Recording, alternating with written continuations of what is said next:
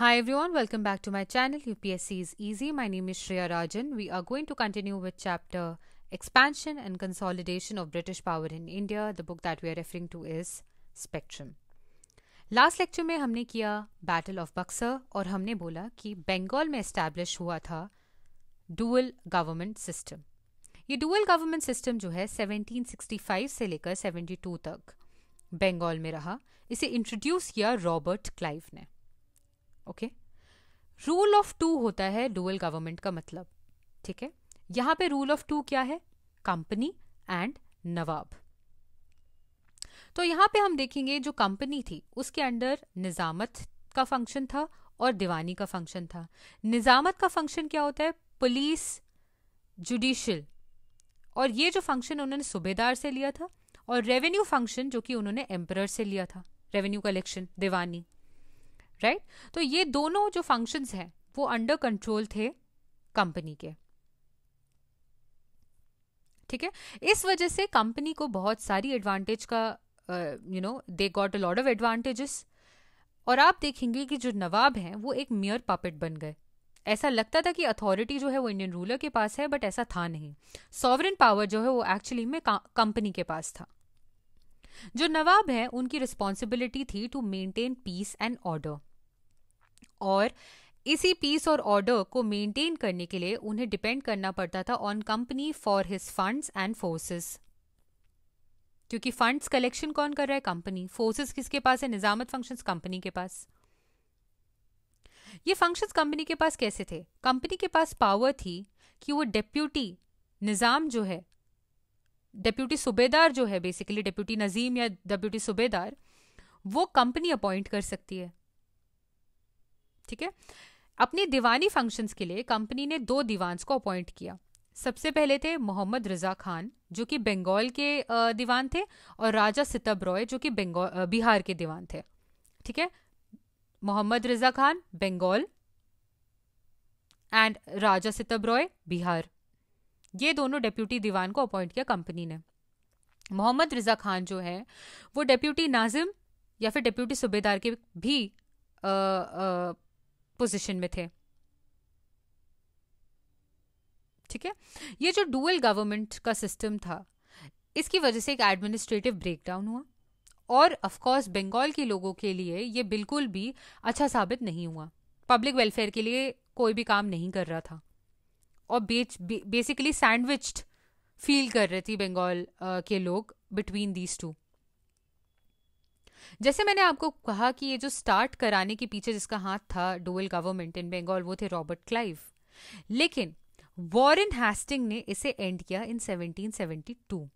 तो you have to remember कि dual government का एंड बंगाल में किसने किया? You have to remember it was Warren Hastings. That is it. अब हम देखने वाले हैं, हम पढ़ने वाले हैं अबाउट मैसूर डायनेस्टी। आगे हम पढ़ेंगे अबाउट एंग्लो मैसूर वॉर्स। तो सबसे पहले वोडेयार डायनेस्टी के बारे में हम पढ़ते हैं, जो कि मैसूर डायनेस्टी है। एक बैटल ऑफ टेलीकोटा था 1565 में, जिसकी वजह से जो माइटी विजयनगरा एम्पायर है वो कुछ टुकड़ों में बट गया, बहुत सारे टुकड़ों में वो टूट गया। जो रेमनेंट्स थे उन्होंने, छोटे छोटे रेमनेंट्स ने अपने अपने स्मॉल किंगडम्स बनाए, जिसमें 1612 में हिंदू किंगडम वोडेयार्स के अंडर में आया, जिसको आप मैसूर डायनेस्टी या वोडेयार डायनेस्टी बोलते हो। हिंदू किंगडम डायनेस्टी थी 1612 में आई। चिक्का कृष्णराज वोडेयार टू जो है 1734 से लेके 1766 तक ये रूलर थे। Second half of the 18th century में आप देखेंगे कि कैसे मैसूर जो है एक फॉर्मिडेबल पावर की तरह इमर्ज हुआ under the leadership of Hyder Ali and Tipu Sultan. Okay, जो इंग्लिश है उनको ये लगने लगा कि उनकी जो पॉलिटिकल और कमर्शियल इंटरेस्ट है साउथ इंडिया में वो थ्रेटन होने लगे थे, क्योंकि मैसूर की प्रॉक्सिमिटी जो है वो फ्रेंच के साथ बढ़ रही थी। हैदर अली और टीपू सुल्तान के कंट्रोल में बहुत सारे मालाबार कोस्ट में रिच ट्रेड था। ठीक है, और जो मैसूर की पावर है वो ऑल्सो थ्रेट थी of English control over Madras. ठीक है, जो इंग्लिश का कंट्रोल है ओवर मद्रास वो भी थ्रेटन हो रहा था because of Mysore's power. Okay, अब हम देखते हैं rise of Hyder Ali. 18th century में अर्ली 18th सेंचुरी में दो ब्रदर्स यहाँ पे worth mentioning, Nanjaraj and Devaraj. Nanjaraj जो कि सर्वाधिकारी थे और देवराज जो कि दुलवाई थे, दोनों मिनिस्टर्स थे। और उन्होंने क्या किया, जो ये चिक्का है, चिक्का कृष्णराज, उनको चिक्का कृष्णराज वोडियार को एक पपेट में कन्वर्ट कर दिया। पपेट का मतलब एक कठपुतली में कन्वर्ट कर दिया। मेन पावर जो है वो मिनिस्टर्स के पास थी। ठीक है, नंजराज देवराज जो है ये इंपॉर्टेंट मिनिस्टर्स हैं, आपको इनके नाम पता होने चाहिए। हैदर अली कौन थे? हैदर अली बहुत ही एक बहुत ही एक स्मॉल बैकग्राउंड से आप बोल सकते हैं, right. He was not educated, ठीक है, बट ही हैड कीन intellect. He was born in 1721 और उनका जो इनिशियल करियर है वो स्टार्ट हुआ एज हॉर्समैन। और किसके अंडर वो हॉर्समैन थे? नंजराज एंड देवराज मिनिस्टर्स के अंदर। ठीक है, बट यहां पे आपको याद रखना है, दो Hyder Ali was not educated, he was an intellect and he had diplomatic power। कैसे देखने की हम कोशिश करते हैं। आप देखेंगे कि रिपीटेड इनकर्शंस मैसूर में इस वक्त शुरू हो गए थे। ठीक है, रिपीटेड इनकर्शंस ऑफ मराठास एंड निजाम। ठीक है, ये मराठा और निजाम के जो रिपीटेड इनकर्शन होते थे टेरिटरीज ऑफ मैसूर में, इसकी वजह से हैवी फाइनेंशियल डिमांड जो मैसूर को है पे करना पड़ता था टू द एग्रेसर्स। ठीक है, मैसूर की जो फाइनेंशियल और पॉलिटिकल सिचुएशन है वो वीक होती जा रही थी। इसीलिए अब जरूरत थी एक ऐसे लीडर की जो मिलिट्री पावर और डिप्लोमेटिक स्किल में अच्छा हो। हैदर अली जो है वो ये फुलफिल कर पा रहे थे क्राइटेरिया को। इसलिए आप देखेंगे 1761 में हैदर अली को de facto ruler of Mysore बनाया जाता है। ठीक है, ओके, इतना क्लियर है यहां तक। 1761 में he became the de facto ruler of Mysore. उनको ये रियलाइजेशन हो गया था जो मराठास थे उनकी जो स्पीड है, जैसी वो फोर्स है, उसको मैच करने के लिए, उसे चेक करने के लिए, उसे रोकने के लिए एक स्विफ्ट कैवलरी की जरूरत है। और जो निजाम है, उनके जो ट्रूप्स हैं, उनको किसने ट्रेनिंग दी थी? फ्रेंच ने। तो अगर इनके ट्रूप्स के साथ फाइट करना है तो आपको इफेक्टिव आर्टिलरी की जरूरत है और सुपीरियर आर्म्स की जरूरत है। अगर आपको वेस्ट के आर्म्स के साथ मैच करना है तो आपको वहीं से आर्म्स को मंगाना पड़ेगा। इसलिए हैदर अली ने क्या किया? He took a very important step and that was to take the help of French. और उन्होंने सेटअप कर दी फैक्ट्री एट दिंदीगुल। दिंदीगुल कहाँ है? तमिलनाडु। आर्म्स की फैक्ट्री वहां सेटअप कर दी। ऑल्सो उन्होंने इंट्रोड्यूस किए western methods of training for his army. आपको उनकी डिप्लोमेटिक स्किल्स के बारे में तो हम बता चुके दैट ही वाज ग्रेट, जिसकी वजह से उन्होंने बहुत सारी एरियाज को कैप्चर किया और जो पॉलीगर्स थे ऑफ साउथ इंडिया उनको भी सबमिशन करने पे मजबूर किया। ठीक है, मराठास जो थे अंडर माधवराव, इंपॉर्टेंट लीडर थे माधवराव जी। ठीक है, तो मराठास उनके अंडर में जब थे, तब माधवराव के अंडर में जब मराठास थे तब उन्होंने मैसूर को अटैक किया और हैदर अली को डिफीट कर दिया 3 बार, 1764, 66 और 71 में। ठीक है, मराठास आए under Madhavrao, defeated who? Hyder Ali. और Hyder Ali wanted to buy peace, तो उन्होंने क्या किया? उन्होंने बहुत सारा पैसा जो है मराठास को दिया। लेकिन जैसे ही माधवराव जी की डेथ हुई इन 1772, हैदर अली ने बदला लिया और अपनी सारी जो टेरिटरीज है उसे रिकवर किया। ऑल्सो नई टेरिटरीज को कैप्चर कर लिया। ठीक है, अब हम देखने वाले हैं फर्स्ट एंग्लो मैसूर वॉर। कब से कब तक? 1767 से लेके 69 तक। इंग्लिश को अभी तक आपको पता ही है बंगाल में इजी विक्ट्री मिल चुकी थी, इजी सक्सेस था उनके लिए, इसलिए वो कॉन्फिडेंट थे अपनी मिलिट्री स्ट्रेंथ को लेके। उन्होंने एक ट्रीटी कंक्लूड की विद निजाम ऑफ हैदराबाद इन 1766। 1766 में उन्होंने एक ट्रीटी कंक्लूड की विद निजाम ऑफ हैदराबाद। जिस ट्रीटी में क्या था कि जो निजाम है उन्हें नॉर्दर्न सरकार देना पड़ेगा और बदले में उन्हें क्या मिलेगा? Protection against Hyder Ali. तो निजाम को प्रोटेक्ट करने वाले थे इंग्लिश फ्रॉम हैदर अली, और रिटर्न में उन्हें मिलता नॉर्दर्न सरकार्स। ठीक है, अगर आप हैदर अली की बात करें, ऑलरेडी हैदर अली के डिफरेंसेस थे विद मराठास, ये तो हमें पता ही है, और उनके टेरिटोरियल डिस्प्यूट्स थे विद नवाब ऑफ आरकोट। देखते हैं कि कैसे यहां पे अलायंस चेंज होते हुए नजर आता है।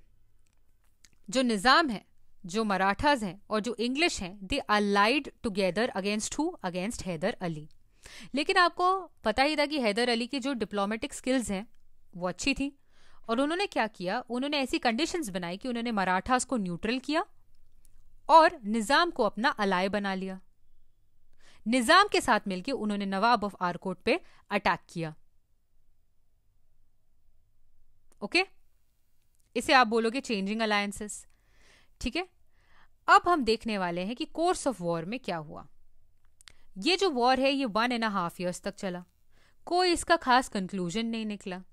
हैदर ने क्या किया, उसने अपनी स्ट्रैटेजी चेंज की और सडनली मद्रास के गेट्स के सामने पहुंच गए। केओस और पैनिक टाइप सिचुएशन वहां पे क्रिएट हो गई, जिसकी वजह से इंग्लिश को एक बहुत ही ह्यूमिलिएटिंग ट्रीटी जो है हैदर के साथ साइन करनी पड़ी April 4th 1769 को, जिसे आप बोलते हो treaty of Madras. Treaty of Madras में क्या बोला गया कि एक्सचेंज ऑफ प्रिजनर्स होगा, म्यूचुअल रेस्टिट्यूशन ऑफ कॉन्क्वेस्ट होगा, और जो हैदर अली है उन्हें प्रॉमिस किया गया कि अगर उन्हें कोई और पावर अटैक करती है तो इंग्लिश हैदर अली की हेल्प करेगी।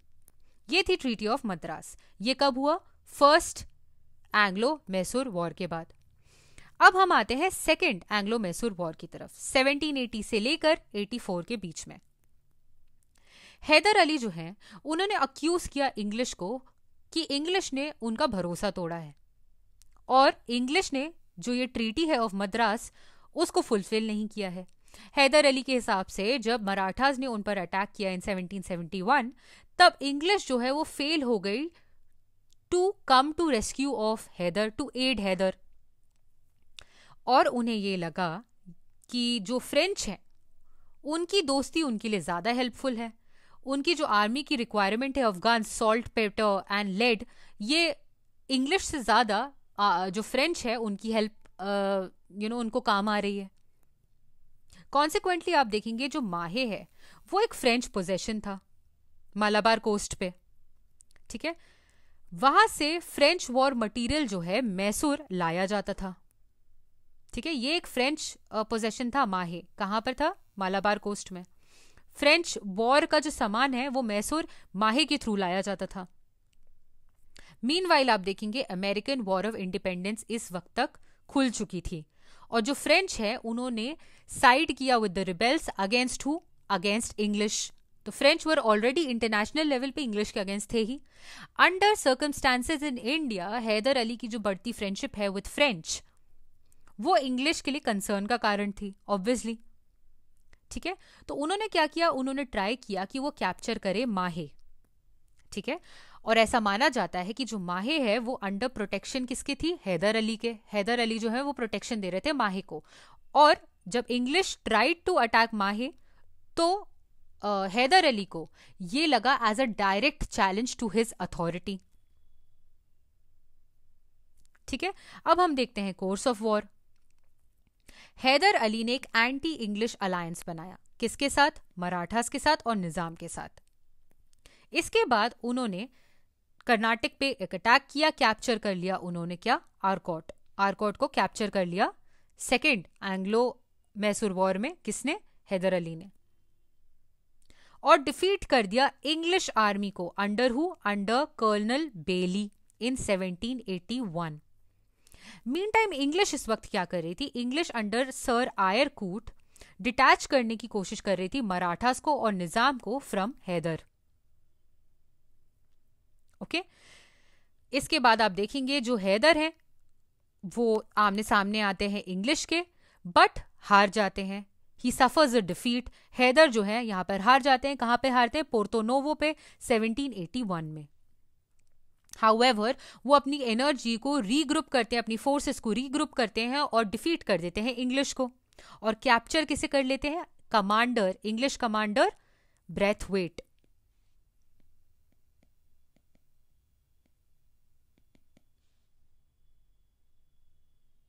ठीक है, तो ब्रैथवेट जो कि इंग्लिश कमांडर है उन्हें कैप्चर कर लेते हैं हैदर।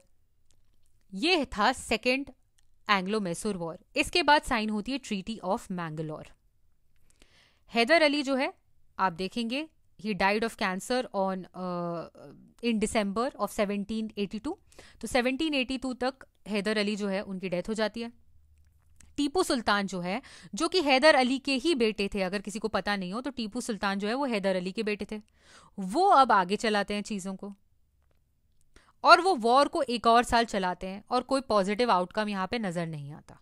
ठीक है, वॉर जो चल रही थी उसमें कोई पॉजिटिव आउटकम आया नहीं। एक साल और वॉर चली, किसके अंडर चली? टीपू सुल्तान के अंदर चली। और फेडअप होने के बाद दोनों साइड्स ने क्या किया? दे ऑप्टेड फॉर पीस और नेगोशिएट किया और ट्रीटी ऑफ मैंगलोर को साइन किया। ट्रीटी ऑफ मैंगलोर 1784 में साइन हुई। इसमें क्या लिखा गया कि दोनों ही पार्टीज एक दूसरे को अपनी अपनी टेरिटरीज वापस कर देंगी। ठीक है, तो ट्रीटी ऑफ मद्रास पहले साइन हुई, फिर आई ट्रीटी ऑफ मैंगलोर। ठीक है, अब हम आते हैं थर्ड एंग्लो मैसूर वॉर पे। ठीक है, यहां पे हम देखेंगे एक डिस्प्यूट अराइज होता है between Tipu and the state of Travancore. Travancore ने क्या किया था? उन्होंने परचेस कर लिया था जलकोटल एंड कन्ननौर। जलकोटल और कन्ननौर जो है उन्होंने डच से परचेस किया था। ठीक है, इन कोचिन स्टेट। लेकिन जो कोचिन स्टेट है वो फ्यूडिटरी किसका था? टीपू सुल्तान का। ठीक है, तो ट्रैवनकोर का जो ये एक्ट है, टीपू सुल्तान को लगा कि ये वायलेशन था ऑफ हिज सॉवरेनिटी। तो अप्रैल 1719 में Tipu declared a war against Travancore. ठीक है, of course course of war देखेंगे, इंग्लिश ने किसका साथ दिया होगा? इंग्लिश ने ट्रैवनकोर के साथ साइड लिया और अटैक कर दिया टीपू पे।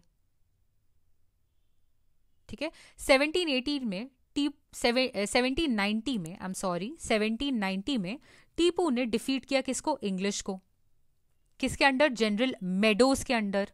टीपू सुल्तान ने जनरल मेडोज के अंडर में डिफीट किया इंग्लिश को। इसके बाद 1791 में कॉर्नवेलिस जो है उन्होंने लीडरशिप ले ली।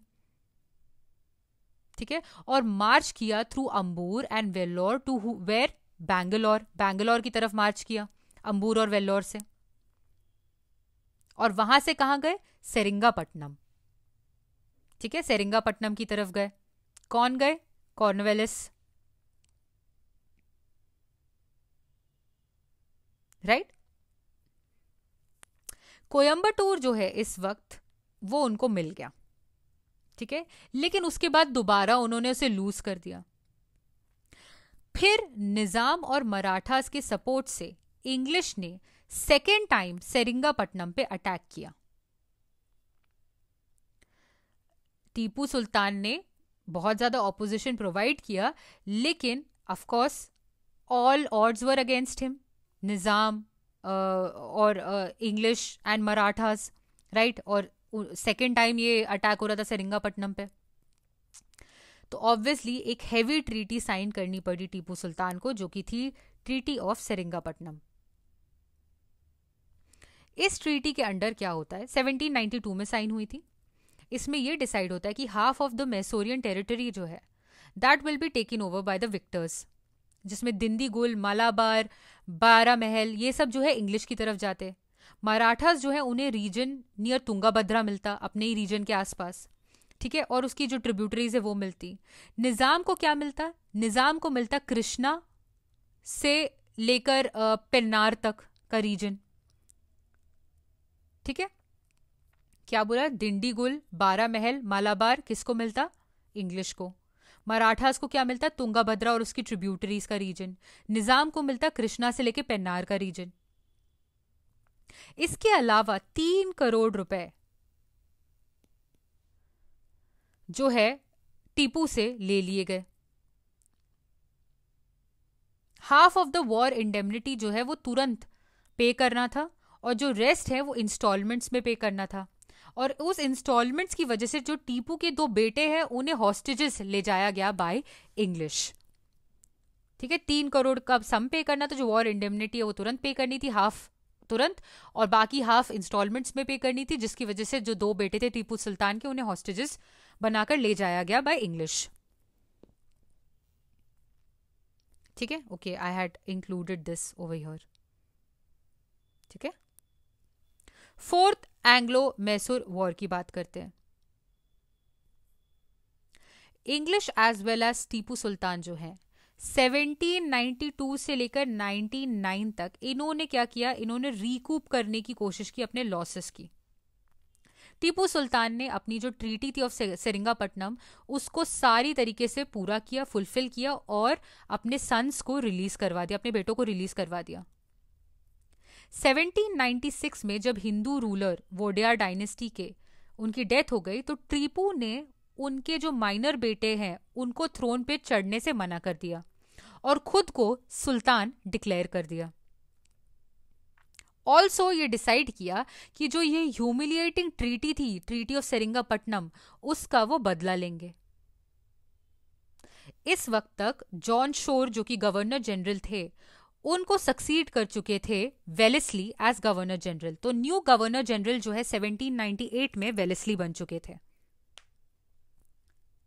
ठीक है, वेलेस्ली जो है वो बहुत ही इंपीरियलिस्ट टेंडेंसी के इंसान थे और उन्हें पसंद नहीं आ रहा था कि टीपू की जो फ्रेंडशिप है वो फ्रेंच के साथ बढ़ती जा रही थी। ठीक है, तो एक चार्जशीट बनाएगी टीपू सुल्तान के अगेंस्ट।